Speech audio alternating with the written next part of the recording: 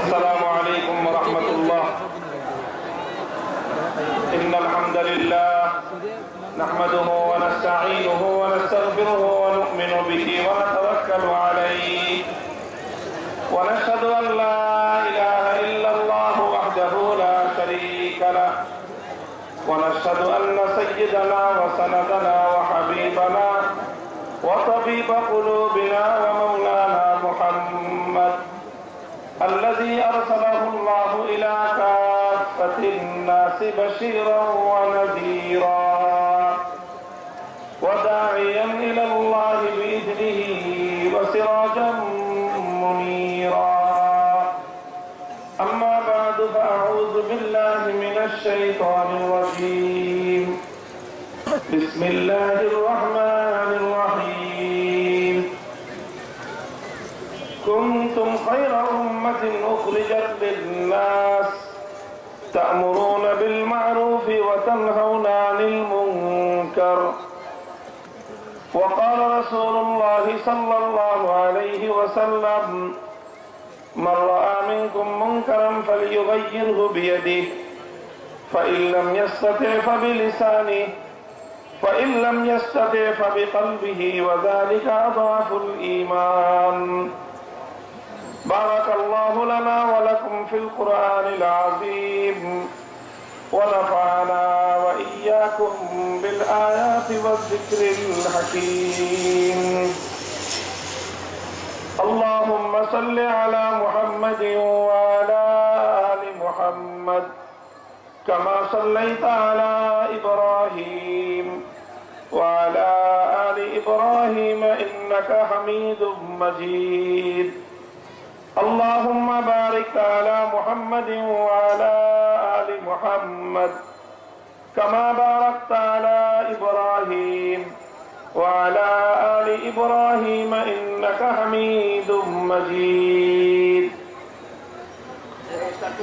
হায়াতুত তালিম ও তারবিয়া উদ্যোগে আয়োজিত আজকের এই পুরস্কার বিতরণী ও আজিমুস শান মাহফিলে সম্মানিত হযরত উলামায়ে কেরাম, প্রাণপ্রিয় তালেবানে উলুমে নবুওয়াত, বিভিন্ন হাইয়াভুক্ত মাদ্রাসা সমূহের ছাত্র ভাইরা এবং সর্বস্তরের তাওহীদি মুসলমান ভাই ও বন্ধুগণ, দিনভর আপনারা হযরত উলামায়ে কেরামের কাছ থেকে মূল্যবান নসিহত শুনেছেন। এখন ইতিমধ্যে মাহফিলের সময় শেষ হয়ে গেছে। অল্প কয়েকটি কথা বলেই আমি আমার আলোচনা শেষ করব এবং সেই সঙ্গে হয়তো মাহফিলের কার্যক্রমও শেষ হয়ে যাবে। যেহেতু আজকে এই মাহফিল একটি শিক্ষা বোর্ডের উদ্যোগে এবং এই শিক্ষা বোর্ডের অন্তর্ভুক্ত সমস্ত মাদ্রাসা সমূহের ছাত্ররা আজকের এই মাহফিলে উপস্থিত, তো আমি আমার আগামী দিনের সম্ভাবনার এই হিরণ্ময় হাতিয়ার, আগামী দিনের দেশ এবং জাতির কর্ণধার ভবিষ্যৎ প্রজন্মের উলামায়ে কেরামকে লক্ষ্য করে তাদের দায়িত্ব এবং তাদের জিম্মাদারি সম্পর্কে অল্প কয়েকটি কথা আরজ করতে চাই। রাসূল আকরাম সাল্লাল্লাহু আলাইহি ওয়াসাল্লাম উম্মতের উলামায়ে কেরামের উপর বড় আস্থা এবং বিশ্বাস রেখেছিলেন। এজন্যই আল্লাহর নবী বলেছেন, আল উলামা ওয়ারাসাতুল আম্বিয়া, আলেমগণ নবীদের উত্তরসূরি। সাধারণত আমরা এই হাদিসকে আলেমদের ফজিলত এবং মর্যাদার বর্ণনার ক্ষেত্রে উদ্ধৃতি দিয়ে থাকি। শাইখুল হাদিস রাহমাতুল্লাহি আলাইহি বলতেন যে এই হাদিসের মধ্যে যতটা না উলামায়ে কেরামের মর্যাদা এবং ফজিলতের বিবরণ রয়েছে, তার চেয়েও বেশি রয়েছে এই হাদিসের মধ্যে আলেম সমাজের দায়িত্বের বিবরণ। আলেমদের দায়িত্ব হলো যে উম্মতের প্রতি, আল্লাহর বান্দাদের প্রতি এবং আল্লাহর দ্বীনের প্রতি সেই দরদ তারা দিলে রাখবেন, অন্তরের মধ্যে সেই দরদ উলামায়ে কেরাম পোষণ করবেন। উম্মতের প্রতি এবং দ্বীনের প্রতি যেই দরদ পয়গম্বর আলাইহিস সালাতু ওয়াস সালাম রাখতেন, পয়গম্বরদের দরদ এমনই ছিল যেন আল্লাহর একজন বান্দাও জাহান্নামে না যায়, আল্লাহর একজন বান্দাও যেন বিপদগামী না হয়, আল্লাহর একজন বান্দাও যেন সঠিক পথ থেকে বিচ্যুত না হয়। এটাই ছিল সমস্ত নবীদের চিন্তা এবং সমস্ত পয়গম্বরদের হৃদয়ের আকুতি। এজন্য সত্যিকার যারা উলামায়ে কেরাম তাদের দিনের মধ্যেও, আরে বন্ধ করো না এটা,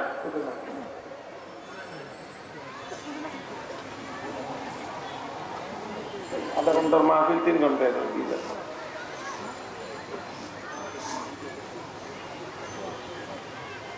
اللهم صل على محمد وعلى آل محمد كما صليت على إبراهيم وعلى آل إبراهيم إنك حميد مجيد। বলতেছিলাম যে নবী আলাইহিমুস সালাতু ওয়াস সালামদের হৃদয়ের মধ্যে আল্লাহর দ্বীনের প্রতি এবং উম্মতের প্রতি যেই দরদ এবং মায়া মমতা ছিল, একজন আলেম তখনই সত্যিকার অর্থে সে আলেম হতে পারে যখন তার হৃদয়ের মধ্যে পয়গম্বরদের মতো আল্লাহর দ্বীনের প্রতি এবং আল্লাহর বান্দাদের প্রতি সেই দরদ এবং মমতা জাগ্রত হয়। নবীদের হৃদয়ের মমতাটা কি ছিল? যেন আল্লাহর একজন বান্দাও জাহান্নামে না যায়, প্রতিটি মানুষ যেন হেদায়েত পেয়ে যায়, কোন একজন মানুষও যেন বিভ্রান্তির পথে না চলে। এটা হলো উম্মতের প্রতি, মানব জাতির প্রতি, আল্লাহর বান্দাদের প্রতি ছিল পয়গম্বরদের দরদ। সেই সঙ্গে আল্লাহর দ্বীনের প্রতি পয়গম্বরদের দরদ ছিল। আল্লাহর দ্বীনের মর্যাদা যেন সমুন্নত থাকে, আল্লাহর দ্বীনের গৌরব যেন কোনো পরিস্থিতিতে, কোনো প্রেক্ষাপটে আল্লাহর দ্বীনের যেন কোনো অমর্যাদা না হয়, আল্লাহর দ্বীনের এই চির উন্নত ঝান্ডা যেন কখনোই ভুলুণ্ঠিত না হয়। কিভাবে দ্বীনের ঝান্ডাকে সমুন্নত রাখা যায়, এটা ছিল নবী আলাইহিমুস সালাতু ওয়াস সালামদের অন্তরের একান্ত বাসনা এবং তাদের হৃদয়ের চেতনা। কাজেই শুধুমাত্র আক্ষরিক অর্থে মাদ্রাসা থেকে শিক্ষা সনদ হাসিল করা অথবা বোর্ডের কাছ থেকে দাওরায়ে হাদিস সমাপ্তির সনদ নিয়ে নেওয়া, এটাই একজন প্রকৃত আলেমের জন্য যথেষ্ট নয়। যতক্ষণ পর্যন্ত একজন আলেম তার অন্তরের মধ্যে সেই দরদ মানব জাতির প্রতি এবং আল্লাহর দ্বীনের প্রতি পোষণ না করতে পারবে, ততক্ষণ পর্যন্ত একজন ব্যক্তি প্রকৃত আলেম হতে পারে না। মুহতারাম হাজিরিন, কাটা কাটা কথা, উলামায়ে কেরামের জিম্মাদারি হলো পুরা দ্বীনের রাহবারি করা, উলামায়ে কেরামের জিম্মাদারি হলো পুরা দ্বীনের নিগরানি করা, উলামায়ে কেরামের দায়িত্ব হলো পুরা উম্মতের যে কোনো বিষয়ে তাদেরকে সঠিক পথ দেখানো। যেখানেই উম্মত বিপদগামী হওয়ার কোনো আশঙ্কা থাকবে, যেখানেই উম্মতের সরল এবং সঠিক পথ থেকে বিচ্যুত হওয়ার সম্ভাবনা দেখা দিবে, সেখানেই উলামায়ে কেরাম হস্তক্ষেপ করবেন, সেখানেই উলামায়ে কেরাম উম্মতকে সঠিক পথের দিকে আনবার জন্য চেষ্টা করবেন।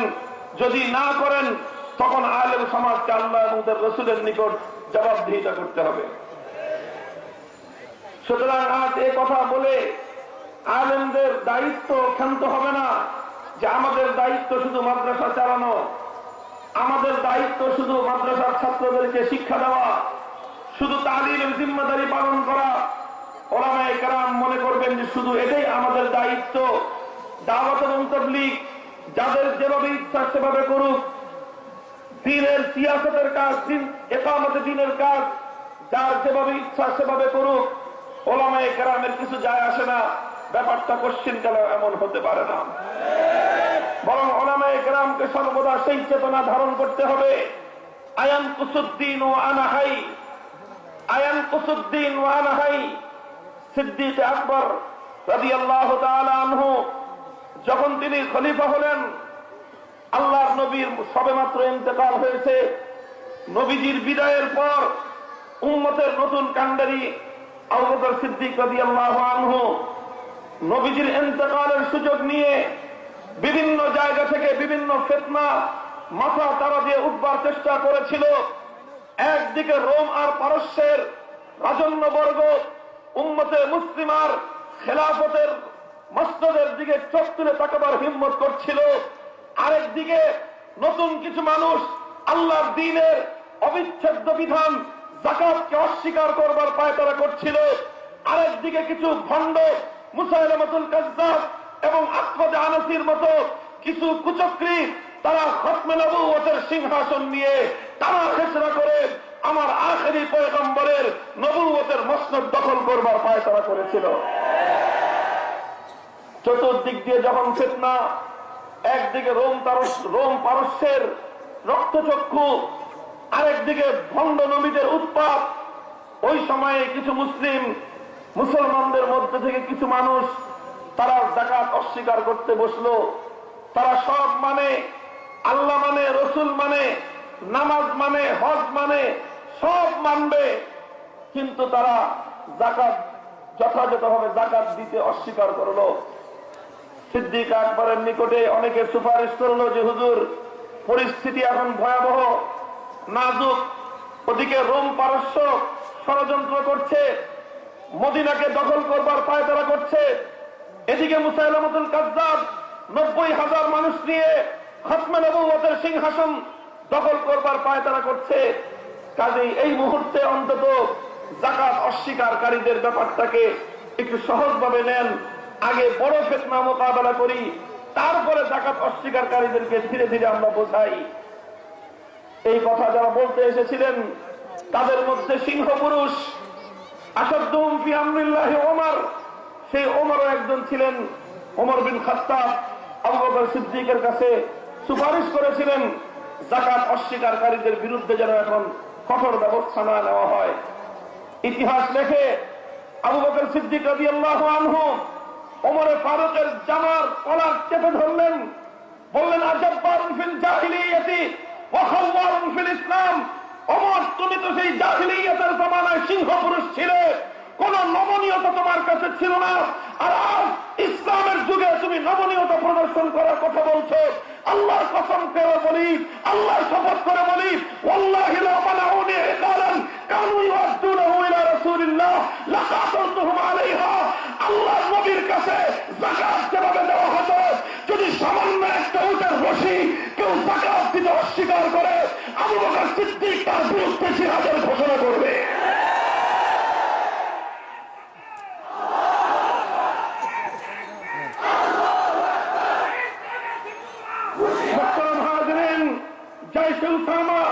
উসামা ইবনে যায়েদের নেতৃত্বে এক বাহিনী আল্লাহর নবী রওনা করেছিলেন।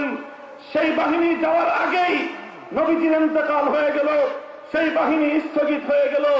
নবীর ইন্তেকালের পর অনেকেই পরামর্শ দিলেন এই মুহূর্তে উসামার এই লস্কর রওনা করা ঠিক হবে না, এরা আপাতত মদিনাতেই থাক। সিদ্দিক আকবর বললেন, যেই জিহাদের ঝান্ডা আমার নবী নিজের হাতে লাঠির মধ্যে বেঁধে দিয়ে গেছেন, সেই ঝান্ডা স্থগিত হবে। তোমরা যদি কেউ না যাও, এক উসামা আমির হবে, তার সৈনিক হিসেবে আবু বকর সিদ্দিক থাকবে, আমরা দুজন মিলে জিহাদ করব, তবু আল্লাহর নবীর ঝান্ডাকে ভুলন্টিত হতে দেব না।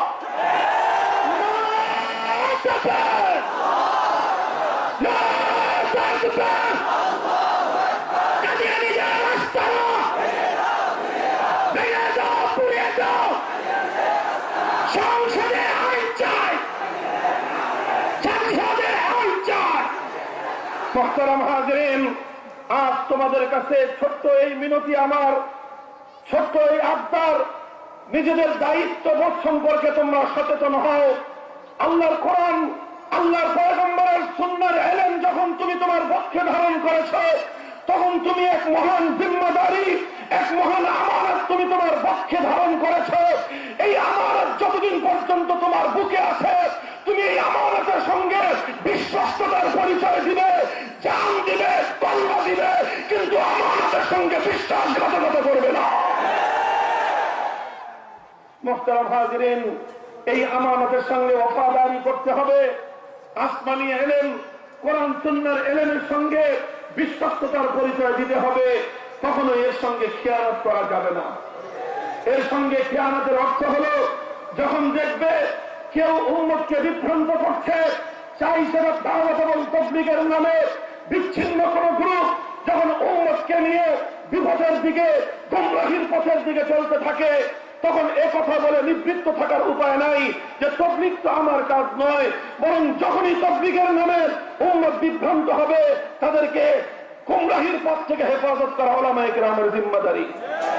যখন কোন ভণ্ড পীরের নামে কিছু মানুষ যখন উম্মতকে মাজার পূজারী বানাতে চাইবে, উম্মতকে যখন তারা বিভ্রান্তির পথে, শিরকের পথে নিয়ে যেতে চাইবে, তখন সেই ভণ্ড পীরদের আস্তানা থেকে, সেই মাজার পূজারীদের খপ্পর থেকে উম্মতকে হেফাজত করা, এটা উলামায়ে কেরামের জিম্মাদারি। যখন এভাবে উম্মতের 1000 বছরের, 1500 বছরের তাওয়ারুস অব্যাহত গতিতে চলতে থাকে, সমস্ত 4 মাযহাবের হক্কানিয়তের বিরুদ্ধে কেউ মাযহাবের বিরুদ্ধাচরণ করবে, 1500 বছরের উম্মতের অব্যাহত আমলের বিরোধিতা করে উম্মতকে নতুন ফিতনায় ফাঁসিয়ে দেওয়ার চেষ্টা করবে, তখন সেই মাযহাব বিরোধীদের ফিতনার হাত থেকে উম্মতকে হেফাজত করা, সেটাও উলামায়ে কেরামের জিম্মাদারি।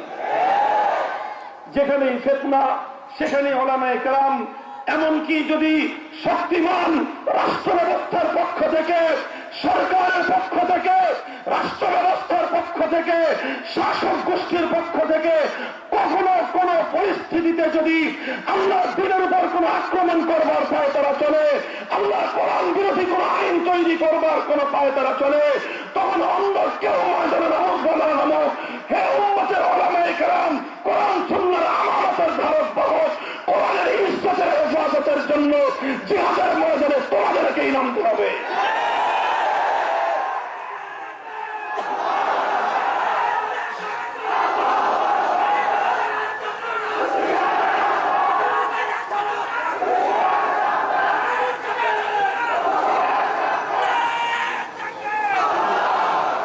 হযরতে আমির মুআবিয়া রাদিয়াল্লাহু তাআলা আনহুর ছোট্ট একটি ঘটনার উদ্ধৃতি আমি তোমাদেরকে দেই। আজ আমরা অনেকেই মনে করি আমাদের মধ্যে এক ধরনের হীনমন্যতা বাসা বেঁধেছে, আর এক ধরনের বিভ্রান্তি আমাদের মধ্যে কাজ করছে। আজকে কওমি মাদ্রাসার সরকারি স্বীকৃতি হয়েছে, আমরা অনেকে মনে করি এই স্বীকৃতির উদ্দেশ্য বুঝি দলে দলে উলামায়ে কেরাম সরকারি চাকরি করবে।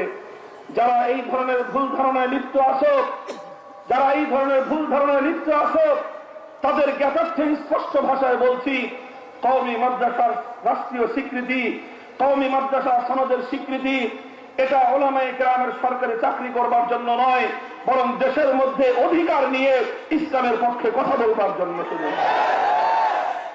মুহতারাম হাজিরিন, আমি বলছিলাম হযরত আমির মুআবিয়া রাদিয়াল্লাহু আনহু ছোট্ট একটা উদ্ধৃতি।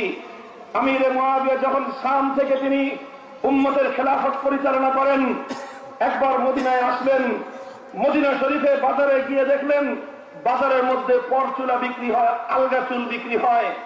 আলগা চুল ব্যবহার করা এটা স্পষ্ট হারাম। আল্লাহ নবী লাআনাল্লাহুল ওয়াসিলাত বলেছেন, যারা আলগা চুল মাথায় ব্যবহার করে তাদের উপর আল্লাহর পক্ষ থেকে অভিশাপ। আমিরে মুআবিয়া রাদিয়াল্লাহু আনহু দেখলেন মদিনার বাজারে আলগা চুল বিক্রি হচ্ছে। তিনি এক মুষ্টি আলগা চুল সেখান থেকে সংগ্রহ করে সোনার মদিনার মসজিদে নববীর মিম্বরে বসে সর্বপ্রথম যেই প্রশ্ন করেছিলেন, আইনা উলামাউকুম, আইনা উলামাউকুম, মদিনার আলেম সমাজ কই? আমি জিজ্ঞাসা করতে চাই, মদিনার বাজারে হারাম জিনিস বিক্রি হয়, তার অর্থ হলো মদিনার কিছু মানুষ হারাম জিনিসের ব্যবসা করে, হারাম জিনিস তারা ব্যবহার করে। তাহলে হারাম জিনিস ব্যবহার করে মদিনার আলেমরা কি করে? মুহতারাম হাজিরিন, উলামায়ে কেরামের দায়িত্বের পরিধি বুঝবার চেষ্টা করেন। তিনি এটা জিজ্ঞাসা করেন নাই মদিনার বাজার কমিটির সভাপতি কোথায়। আমিরে মুআবিয়ার প্রশ্ন এটা ছিল না যে মদিনার ব্যবসায়ীরা কোথায়। আমিরে মুআবিয়ার প্রশ্ন ছিল, আইনা উলামাউকুম, আল্লাহর দ্বীনের বিরুদ্ধাচরণ চলছে, দ্বীন নিষিদ্ধ কার্যক্রম সোনার মদিনায় চলছে, এজন্য সর্বপ্রথম যাদেরকে জিজ্ঞাসা করা হবে তারা হলো উলামায়ে কেরাম। কাজী হে আলেম সমাজ, আজ তোমাদেরকে এই প্রশ্নের জবাব দিতে হবে। ঢাকা শহর যেটা মসজিদের শহর ছিল, সেই শহর আজকে কেন ক্যাসিনোর শহরে পরিণত হলো? উলামায়ে কেরাম কেরাম তোমাদেরকেই জবাব দিতে হবে। ঢাকা শহরকে আজকে কেন মদের শহরে পরিণত করা হলো? যারা ক্যাসিনো এবং মদের আখড়ায় পরিণত করবার চেষ্টা করেছে ওলামায়ে কেরাম তাদের বিরুদ্ধে দুর্বার মাঠে নামতে হবে।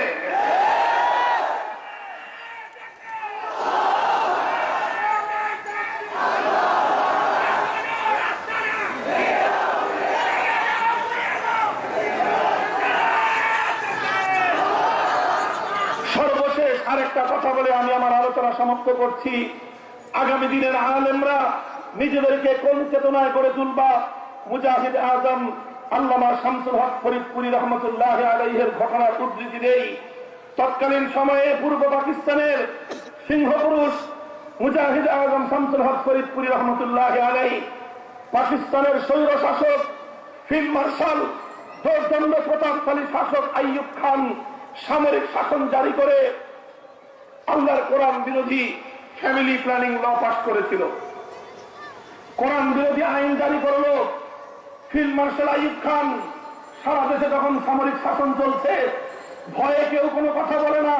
সারা রাত শামসুল ফরিদপুরীর ঘুম হয় নাই যে আল্লাহর এই জমিনে আমরা থাকতে কোরআন বিরোধী একটা আইন তৈরি হয়ে গেল, কিয়ামতের দিন আল্লাহর কাছে কি জবাব দিব?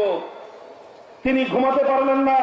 ফজর হওয়ার আগেই ভক্ত শিষ্যদেরকে ডেকে হুকুম করলেন, কোরআন বিরোধী আইনের বিরুদ্ধে আর কেউ লড়াই করুক বা না করুক, আমি শামসুল হক ফরিদপুরের বিরুদ্ধে লড়াই করবার জন্য ময়দানে নামব।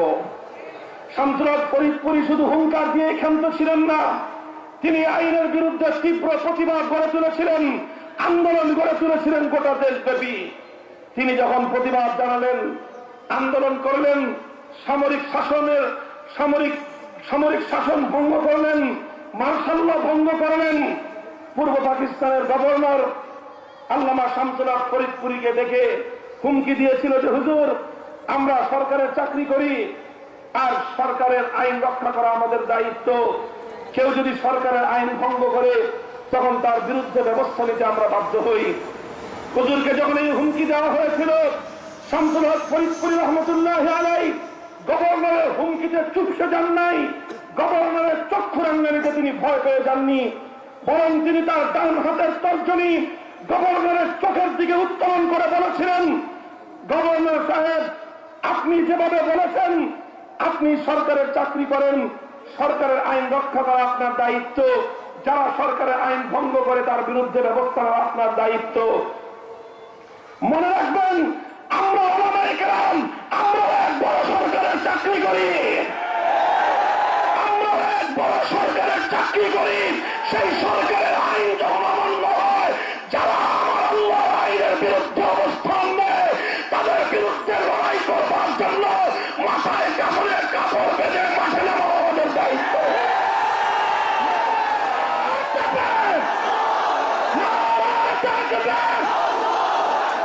ইসলামের শত্রুরা হুঁশিয়ার সাবধান, নাস্তিকদের আস্তানা ভেঙে দাও, ঘুরে দাও, নাস্তিকদের আস্তানা ভেঙে দাও, ঘুরে দাও, কাদিয়ানীদের আস্তানা ভেঙে দাও, ঘুরে দাও, সাহাবীদের আস্তানা ভেঙে দাও, ঘুরে দাও, ওলামাদের শত্রুরা হুঁশিয়ার সাবধান। মুহতারাম হাজিরিন, কথা এখান থেকেই, আমরা এক বড় সরকারের চাকরি করি। আমাদের সরকার আসমান জমিনের সরকার। আমরা যেই সরকারের চাকরি করি তাম পৃথিবীর সমস্ত রাজার রাজা, সমস্ত বাদশার বাদশা। সুতরাং সেই সরকারের চাকরি যারা করি, আল্লাহর কোরআন এবং পয়গম্বরের হাদিস আসমানি ইলম যার বুকে আমানত রয়েছে, সে গোলামি করবে তো সবচেয়ে বড় সরকারের গোলামি করবে। যে আল্লাহর গোলামি করে, দুনিয়ার কোন সরকারের গোলামি সে করে না, দুনিয়ার কোন মাখলুকের গোলামি সে করে না। সুতরাং আল্লাহর চাকরি যারা করে, সেই ওলামায়ে উম্মাত যখনই দেখবে কোরআনের বিরুদ্ধে কোন নীতিমালা হয়, আল্লাহর আইনের বিরুদ্ধে চালানো হয়, সে যত বড় শক্তিধর হোক না কেন, আল্লাহর চাকরিজীবী ওলামায়ে কেরাম তার ভয় করবে না, পরোয়া করবে না।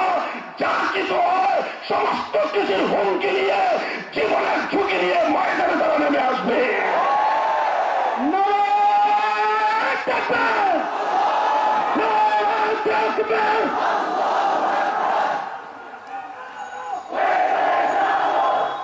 হে আল্লাহর মহাসরকার, আরশের মালিক, আসমান জমিনের সৃষ্টিকর্তা, রাজাদিরাজ সরকারের সরকার, সেই আল্লাহর গোলামি যারা করো, সেই আল্লাহর চাকরি নিয়ে যারা সন্তুষ্ট আছে, আমি তোমাদের কাছে জিজ্ঞাসা করতে চাই, বারবার আমার এই জমিন থেকে আমাদের পেয়ারা নবী আল্লাহর হাবিবকে কটাক্ষ করা হচ্ছে, বারবার বারবার নবীজির বিরুদ্ধে অশ্লীল এবং কঠোর বাক্য ব্যবহার করা হচ্ছে, অসভ্য শব্দমালার দ্বারা আমার নবীকে ক্ষত বিক্ষত করা হচ্ছে। কথা ঠিক না বেঠে? এক্ষেত্রে যারা আল্লাহর গোলাম, তাদের কোনো দায় দায়িত্ব আছে না নাই? ওলামায়ে উম্মতের কোনো দায়িত্ব আছে না নাই? সরকারের সঙ্গে অনেক সম্পর্ক, ভালো কথা, সম্পর্ককে আমি অস্বীকার করতে চাই না, কিন্তু ওলামায়ে কেরামের কাছে সবিনীত নিবেদন থাকবে। 2013 সালে 13 দফা নিয়ে আমরা ময়দানে নেমেছিলাম। আল্লামা আহমদ শফী ডেকেছিলেন, শাপলা চত্বরে আমরা গিয়েছিলাম। 13 দফার বিনিময়ে আমরা এক দফা বাস্তবায়ন পাই নাই, পেয়েছি কিছু শহীদের লাশ। রক্তে ভেসেছিল সেদিন শাপলা চত্বরের পিচ ঢালা রাজপথ। আর এরপরে কি পেয়েছিলাম? এরপরে পেয়েছিলাম আমাদের সেই শহীদদের রক্তের সঙ্গে নির্মম উপহাস। শহীদদের রক্তকে বুকে রং মাখানো বলে উপহাস করা হয়েছিল। অনেক কিছু দেখেছে এদেশ। 2016 সালে নাসিরনগরে নবীর ইজ্জতের উপর আঘাত হানতে দেখেছে। 2019 সালে ভোলার বোরহানুদ্দিনে আল্লাহর নবীর ইজ্জতের উপর আঘাত করার পর প্রতিবাদী জনতার নবী প্রেমিক 4 শহীদের রক্তে বোরহানুদ্দিনের মাটি রঞ্জিত হতে দেখেছি আমরা। আমি আজ 2019 সালে আরেকবার শেষ প্রান্তে এসে বলতে চাই, আল্লামা আহমদ শফী, জুনায়েদ বাবু নগরীকে বারবার আমি ওনাদেরকে স্মরণ করিয়ে দিচ্ছি। আবারও আমাদের মাঠের থেকে হুজুরদের কাছে দরখাস্ত, 13 দফা নয়, এবার আপনারা এক দফা নিয়ে মাঠে নামুন। সারা দেশে এক দফার কথা হবে, আমার নবীর ইজ্জতের হেফাজতের কথা। যারা আল্লাহ নবীর ইজ্জতের উপর আঘাত করবে, যারা আল্লাহ নবীকে গালি দিবে,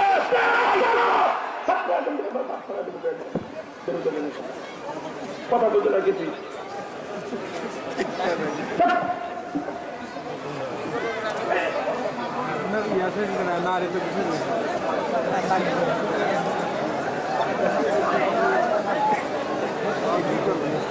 কথাটা তো বলতে দিল তোমরা, তবে মাঠে নাম না, তুমি মারতে শুরু করবে। এখানে কথা শুনবেন না আপনারা নাকি? শুধুই শুধু আল্লাহ পালাতে শুরু করছে। শেষ করতে দিব। আল্লাহ পাক রব্বুল আলামিন আমাদের সকলকে তৌফিক দান করেন, বুঝবার তৌফিক দান করেন। যে কথা বলছিলাম, 2013 সালে 13 দফা ছিল, 2016 সাল দেখেছি, 2019-এর ভোলার বোরহানুদ্দিনের ঘটনা দেখেছি। এভাবে একের পর এক আমার নবীর ইজ্জত নিয়ে ছিনিমিনি খেলা হবে, নবীর ইজ্জতের উপর অকথ্য ভাষায় গালিগালাজ করা হবে। আর একবার আইডি হ্যাক হয়েছে নাটক দেখানো হবে, আর একবার কে আইডি হ্যাক হয়েছে হ্যাকার শনাক্ত করা যায় নাই, ব্রিফিং করা হবে। এই নাটক আর ব্রিফিং এদেশের মুসলমানরা বরদাস্ত করবে না। এদেশের 16 কোটি তাওহীদি জনতা আল্লাহর পয়গম্বরের ইজ্জতের নিরাপত্তা চায়। এক দফার এক দাবি, গোটা বাংলাদেশে এক আওয়াজ তুলতে হবে। আমার নবীর ইজ্জতের বিরুদ্ধে যারা কথা বলবে, আমার নবীকে যারা গালি দিবে, নবীর সেই দুশ্মনদের বিরুদ্ধে জাতীয় সংসদে মৃত্যুদণ্ডের আইন চাই, মৃত্যুদণ্ডের আইন।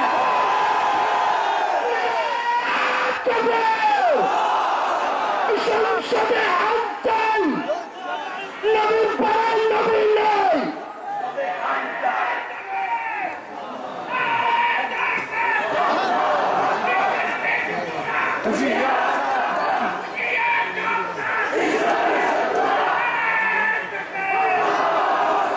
প্রস্তুত আছেন তো ইনশাল্লাহ? আল্লাহর নবীর ইজ্জতের ব্যাপারে কারো সঙ্গে কোনো প্রীত নাই, নবীর ইজ্জতের প্রশ্নে কারো সঙ্গে কোনো আপোষ নাই। নবীর খতমে নবুয়তের প্রশ্নে আমরা অনেক ছাড় দিয়েছি। খতমে নবুয়তের ব্যাপারে প্রশাসন, সরকারি দল এমপি অথবা মন্ত্রী কারো পক্ষ থেকে যদি কাদিয়ানীদের সঙ্গে সাক্ষাৎকার প্রমাণ পাওয়া যায়, খতমে নবুওয়াতের ব্যাপারে কোন ধরনের নত জাননীতি যদি কারো পক্ষ থেকে প্রকাশ পায়, সেই এমপির বিরুদ্ধে, সেই মন্ত্রীর বিরুদ্ধে প্রয়োজনে আমরা রাজপথে নেমে আসবো ইনশাআল্লাহ।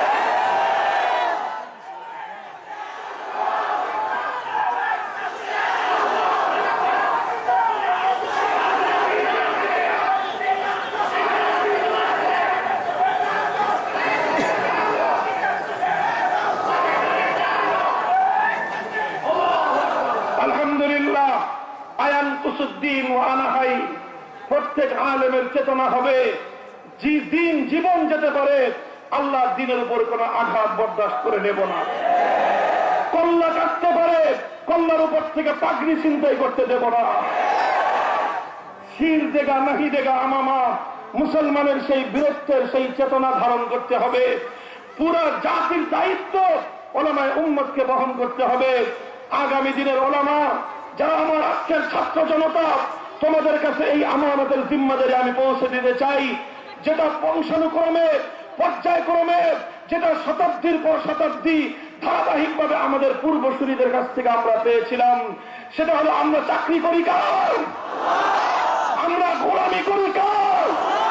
সুতরাং আল্লাহর চাকরি করবার পর আর কারো চাকরির দরকার আমাদের নাই। আল্লাহর গোলামি যে করে, মাখলুকের গোলামি তার করা লাগে না। সুতরাং আল্লাহর দিনের হেফাজতের জন্য, আল্লাহর দিনকে রক্ষা করবার জন্য, আল্লাহর দিনের ঝান্ডাকে সমুন্নত রাখবার জন্য, পয়গম্বরের ইজ্জতের হেফাজতের জন্য যদি আবার আল্লাহ আহমদ শফি ডাক দেন, যদি আবার বাবুনগরী ডাক দেন, শাপলা চত্বরে যেতে কারা কারা প্রস্তুত?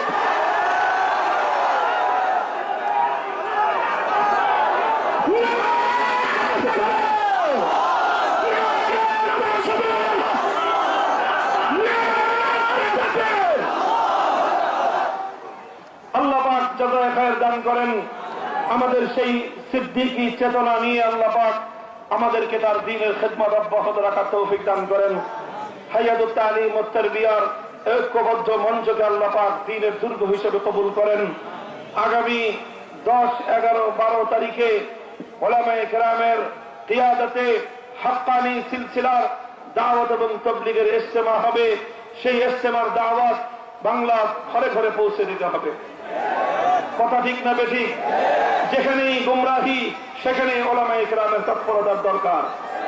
যেখানে উম্মতকে বিভ্রান্ত করবার অপপ্রয়াস, সেখানে উম্মতকে হেদায়েতের পথে আনবার প্রয়াস থাকতে হবে।